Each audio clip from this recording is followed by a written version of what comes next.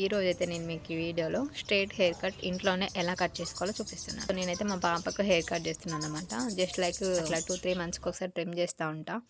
ఇట్లా ట్రిమ్ చేస్తూ ఉంటే మన హెయిర్ అనేది గ్రోత్ చాలా బాగుంటుంది.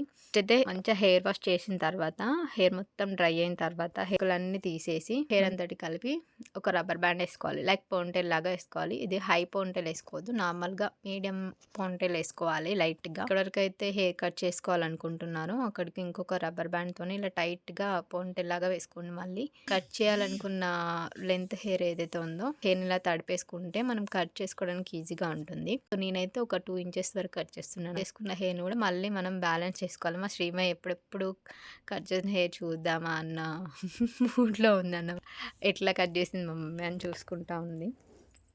అంటే మొత్తం ప్రాపర్గా కట్ అయిన తర్వాతనే ఆ రబ్బర్ బ్యాండ్ ఇప్పాలి, లేకపోతే ఎక్కల దక్కలు ఉంటుందన్నమాట. సో ఇప్పుడు మీకు ఏమన్నా అన్ఈవెన్గా అనిపిస్తే ఇక్కడనే బ్యాలెన్స్ చేసేయండి హెయిర్ అంతా.